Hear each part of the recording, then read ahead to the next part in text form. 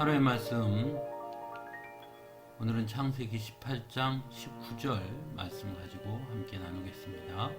먼저 성경 봉독합니다. 내가 아브라함을 선택한 것은 그가 자식들과 자손을 잘 가르쳐서 나에게 순종하게 하고 옳고 바른 일을 하도록 가르치라는 뜻에서 한 것이다. 그의 자손이 아브라함에게 배운 대로 하면 나는 아브라함에게 약속한 대로 다 이루어 주겠다. 아멘. 하나님은 아브라함에게 아들을 주실 것을 몇 번씩 약속하십니다. 창세기 18장도 아들을 주실 것에 대한 약속의 말씀과 그에 대한 사라의 반응을 전하고 있습니다. 사라의 반응 역시 창세기 17장의 아브라함의 반응과 별반 다르지 않았습니다.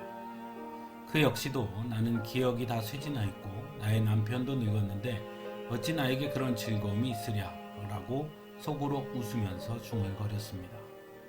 더 나아가 하나님께서 왜 웃느냐고 하시자 웃지 않았다고 거짓말을 하기도 합니다. 이처럼 아브라함과 사라도 역시 부족한 부분이 많이 있는 사람이었습니다. 어쩌면 그렇기 때문에 하나님은 계속해서 몇 번씩이나 아브라함과 사라에게 하나님의 약속을 확인시켜 주신 것인지도 모르겠습니다. 하지만 그럼에도 불구하고 하나님은 창세기 18장 19절에서 아브라함을 선택한 이유에 대해서 말씀하고 계십니다. 그가 자식들과 자손을 잘 가르쳐서 나에게 순종하게 하고 옳고 바른 일을 하도록 가르치라는 뜻에서 한 것이다 라고 말씀합니다. 즉 하나님께서 아브라함을 선택한 이유는 그 자손들로 하여금 순종하는 자들로 가르치고 항상 옳고 바른 일을 하도록 가르치기 위함이라고 말씀하고 있는 것입니다. 그리고 이러한 아브라함의 뜻을, 하나님의 뜻을 아브라함은 그대로 순종하는 것을 우리는 이삭을 바친 일을 통해 알 수 있습니다. 기독교 신앙은 분명 하나님과 나와의 1대1의 관계가 매우 중요합니다. 특히 구원에 관해서는 더욱 그러합니다. 누구도 대신 구원을 받게 해줄 수도 없는 것이기 때문입니다. 내가 주님을 만나서 죄인임을 고백하고 예수님의 사랑과 은혜를 깨달아야만 구원의 은혜를 입고 고백하게 되는 것입니다. 하지만 그럼에도 불구하고 기독교 신앙은 결코 이기적이거나 자기중심적이지만은 않다는 것 또한 분명한 사실입니다. 즉 나만 구원받는 것으로 만족하고 그것이 전부라고 말하지 않는다는 것입니다. 그것은 로마서 9장에서 내 동족인 내 결애를 위하는 일이면 내가 저주를 받아서 그리스도에게서 끊어질지라도 달게 받겠습니다 라고 고백하는 사도 바울을 봐도 알 수 있습니다. 결코 나 개인만을 위해 또는 나의 구원으로 만족하는 것이 기독교가 아니라는 것입니다.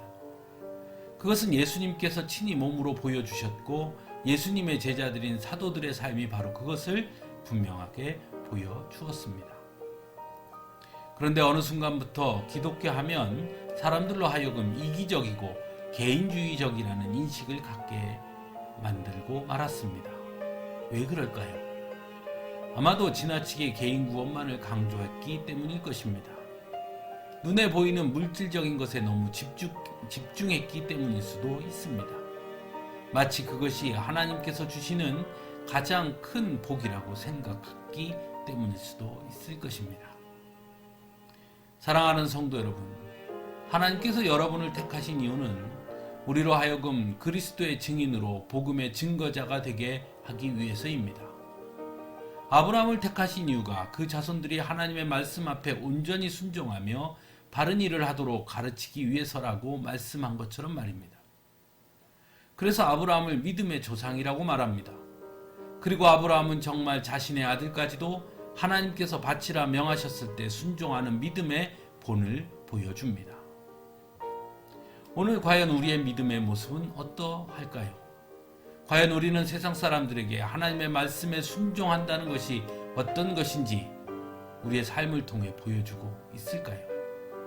하나님 보시기에 항상 옳고 바른 일을 하는 모습이 무엇인지를 우리가 보여주어야 할 것입니다.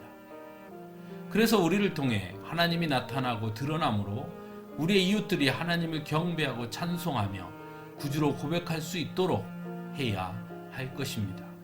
그것이 하나님께서 우리를 택하신 이유이기 때문일 것입니다. 함께 기도하겠습니다.